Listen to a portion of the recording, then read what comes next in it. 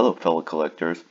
In this video we're going to take a look at Jack Morris rookie card values over time from the years before he was elected to the Hall of Fame through the year that he was elected in 2018 and on through 2019.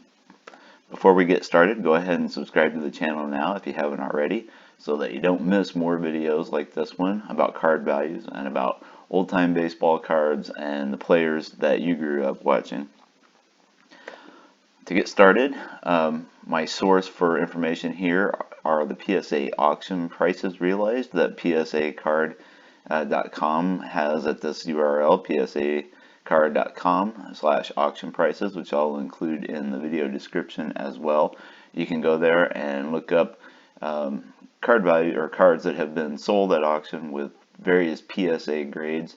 They go all the way back to sales from 2005 forward. I think they're a little more complete as you get newer and newer.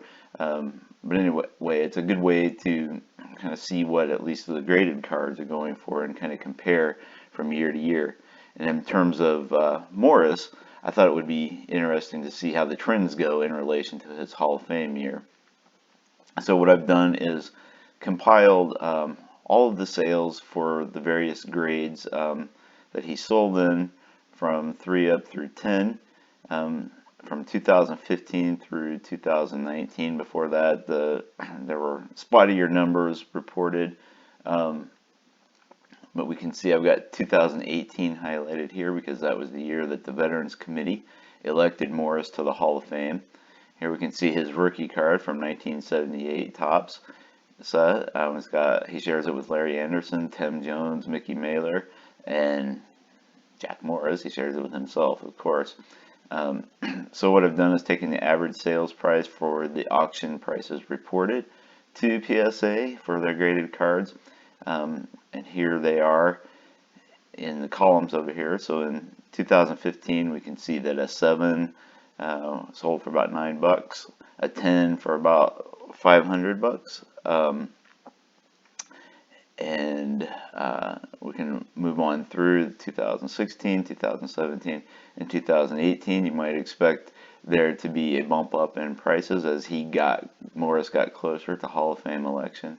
And you can see the 7 in particular started jumping up from $4 in 2016 to $11 in 2017 as maybe some rumbling got moving that he would be elected, especially in December of that year. And then in 2018, he was at $17 for PSA 7. PSA 8.5s went up to 57, 9s up to 88, 10s up to 534. They had kind of dropped down a little bit. And then in 19, get a little bit of a mixed bag. So some of the hype probably had worn out there. You can see like the 6s and 7s dropped off a little bit, the 8s, the 8.5s, the 9s did as well. The 10s, which are the hardest to come by, of course, bumped up in value. And over here on these 4 columns, I did a 1, 2, 3, and 4 year percent change with 2019 as a reference point. So the 1 year change for PSA 4s, for example, show a 22% increase, so from $5.33 in 2018 to $6.50 in 2019. And you can see there's mostly green in the 2 year change, so from 2017 to 2019, before and after Hall of Fame election, prices are pretty much up across the board except for the 8.5s and the 7.5s. This is because we didn't really have any that were reported in 2019, but the rest were up, and the 10s were up by a double or so. And you can see the changes as you move along through 3 and 4 years behind. So comparing 2019 to 2016 and 2015, we can break this out a little bit more just to see bigger pictures of it. So here's the kind of the grid of the prices that I just went through. So the 10s, you can see kind of have the biggest jump with some fluctuations in the others. And here's the smaller chart, or the change chart that I showed And of course, the prices are only part of the story.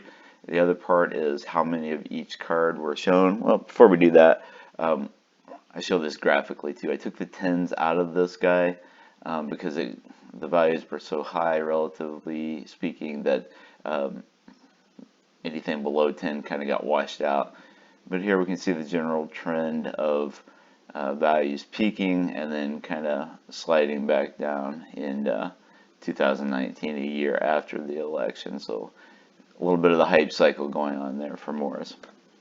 And as I was saying, the actual sales prices are only part of the story because you have to consider how many were sold too.